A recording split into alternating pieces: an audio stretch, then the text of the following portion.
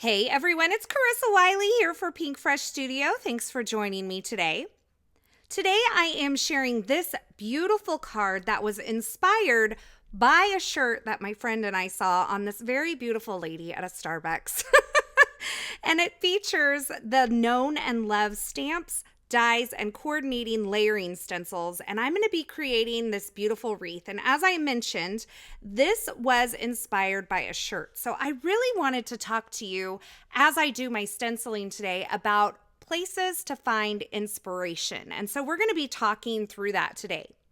I'm starting out with my Mini Misty here, and I have my wreath stamp mounted on the lid of my Mini Misty, and I'm stamping this wreath in the Rocky Slope ink from Pinkfresh Studio. Now, I wanted a nice gray ink. I didn't want it too light, but I knew I didn't want black either because I wanted to keep this a little bit on the softer side. And I am double stamping this because this stamp is brand new out of the package, and I wanted to make sure I got a really nice stamped impression. Now, when I work with my layering stencils, I really like to work in my Misty, and that's because I can hold the pieces and the stencils in place with my magnets and also this sticky mat that I'm using here. This is a tip I got from Jennifer McGuire. This is a replacement cutting mat for a silhouette that I've cut down to fit inside of my Misty, and that's going to help me hold my items in place. Now, I have my layering stencils here, and I'm just trying to show you here, up on the corner of your layering stencils, there will be a number. It's kind of hard to see in the video here, but I'm taking the number 1 stencil. I'm positioning my stamped cardstock onto my sticky mat. You see, it's going to hold it in place. And then I'm going to place my stencil over the top of it. Now, to hold this in place even more, just to be sure, I'm going to use my bar magnets to hold that down as well. And now I'm going to start my stenciling. And I have picked my color palette based on, as I mentioned before, a shirt that I saw on a lady on Valentine's Day. And my friend and I were in the Starbucks, and this beautiful girl caught our eye, and she was like, "You should make a card based on the colors in her shirt." And so that's what I've done today. I've pulled out Ballet slipper, I've pulled out coral reef, passion fruit, and then I've pulled out Seaside and Storm for my blues. Oh, and I also used candy apple. So I'm working my way through these layering stencils, but as I mentioned before, you guys have seen this a few times with going through the layering stencil and ink blending. I wanted to talk about places to find inspiration because a lot of times as card makers, we think about inspiration and we think copying another person's card design, and that's really not what inspiration is all about. In this case, this lady had on this beautiful shirt that had these red florals with blue flowers and a pink background. And I find that if I take like an article of clothing or a piece of artwork and I take the ideas and the color palettes from those items, I don't find myself falling into the trap of just recreating something that somebody's already created. So in this case, I'm taking the idea that the florals were red and the leaves were blue and the background on this shirt was pink. Now, clothing is a great place to find inspiration, but photography is another great area to find inspiration, and even home decor. So as you're looking for ideas for cards to create, look at art, look at photography, look at clothing and fashion and home decor, and find the big stories in those elements to help you tell your next story on your card. This is going to keep you from falling into that trap of wanting to just recreate something. Now, it's not bad to recreate something that somebody has already created, unless you're sharing it and you're claiming that as your own design. That's a problem. But I think it springs so much more creativity when we take an idea and we run with that idea rather than just recreating a card. Now, I have to confess that when we were in the Starbucks and we saw this beautiful lady with the beautiful shirt, I had to take a picture of the shirt and I didn't want to look like a creeper. So my friend posed in front of her so that I could take a picture of her in the background and kind of remember her shirt. These are the crazy things we do for inspiration, but I thought the shirt was a great place to find inspiration. And like I mentioned before, it keeps me from wanting to kind of follow along the same lines of a card that somebody else has created. Now, a lot of times, if I am inspired by a card that somebody else has created, I will take an element of that card, maybe the way they used foil or maybe their color palette, and I will switch up the stamps and the dies that I'm using and the layout to make sure that I'm not creating a direct copy. Now, another trick that I have is if I see a card that inspires me, I may try to go by memory when I create a card that's inspired by that previous card. So I won't go back and look at it and study it. I'll just remember, like, maybe it had a really pretty ink blended background, and that's what I want to do.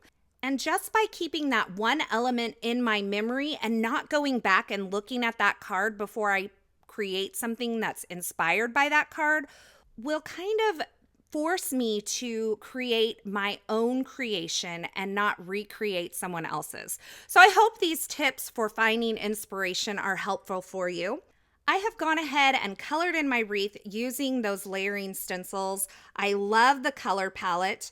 I have die cut some of the brand new Curvy leaves from some vellum, and I've ink blended a panel using some Ballet slipper ink, and then I die cut it using the Essential diagonal stitched rectangles from Pinkfresh Studio. Then I went ahead and cut my wreath out of some heavyweight white cardstock 4 times. So I'm going to stack this wreath up to create some dimension and create a real presence for this wreath on the card. Now, if you don't want to do all this die cut layering, you could use foam adhesive as well. But I really like to do the die cut layering from time to time because it gives you this really solid, almost chipboard-like embellishment that you can place on your card. So I have these die cuts. I'm just adding some liquid glue and I'm stacking them on top of each other. I kind of use my fingers to push the edges into alignment, and I really like to use liquid adhesive for things like this so that I can make sure everything gets lined up properly. Now, in addition to all the die cutting, stamping, and ink blending that I've done, I also stamped a sentiment from the Known and Loved stamp set. And it says, "Through it all, it is well." And I love this sentiment. It is actually lyrics to a song that I really love. You can look it up if you want to.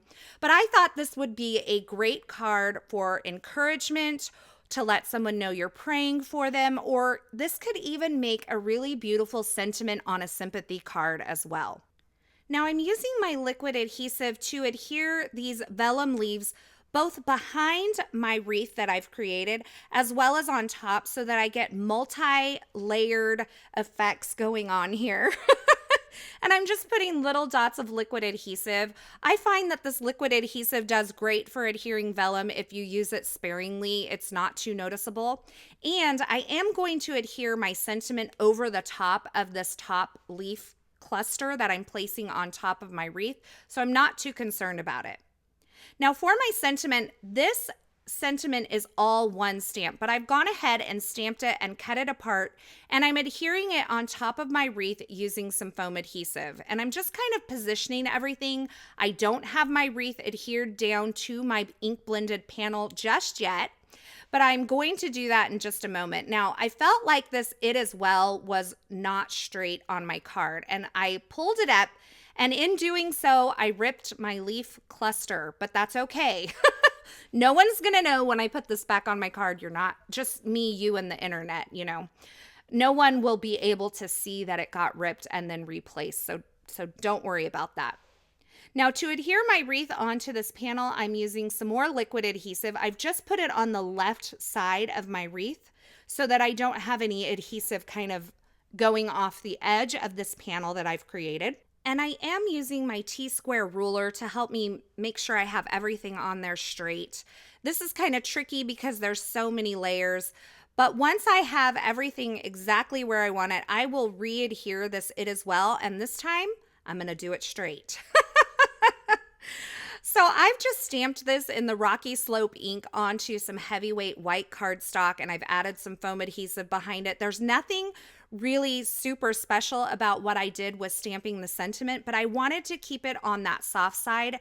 I didn't want anything too overpowering because the background itself and the wreath are really delicate. And this color combination really reminds me of some like French china or something like that. I'm not sure. Maybe it's the blue leaves, but I've never really done something like that before with some kind of different coloring for the leaves, and I really love how this card turned out.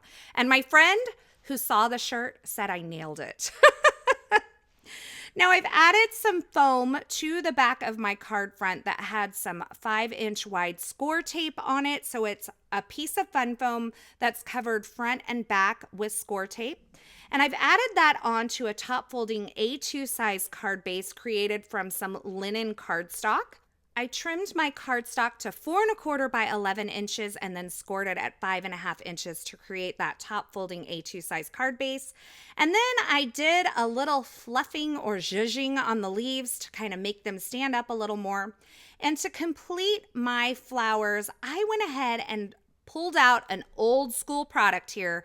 This is gold glitter stickles, and I'm just adding it to the center of my flowers and a few around my wreath kind of randomly, and that added just a touch of sparkle without it being too overwhelming. And that completes my card today that was inspired by a beautiful lady's shirt that I saw in Starbucks. Keep your eyes open for inspiration. It is all around you. I truly believe it. And you just kind of have to open your eyes to see all of the places that you can find inspiration. Take notes, snap pictures, and create cards. And a true friend will pose in front of a stranger so that you can take a picture of their shirt in the background. I'm just saying. As always, I will have links to the featured products used in this project in the description at YouTube. So if you're looking for something in particular, be sure that you check there. I hope that this project has inspired you today and that the tips and tricks that I shared kind of help you to open your eyes to inspiration that's all around you and see all the beauty that's in the world that can really translate into card making. Thanks so much for watching. I hope you enjoyed this video. If you did, be sure to give this video a thumbs up and don't forget to subscribe to the Pinkfresh YouTube channel so you won't miss any of the paper crafting and card making video tutorials here. Once again, thanks for watching, and until next time, I hope you have a fabulous day.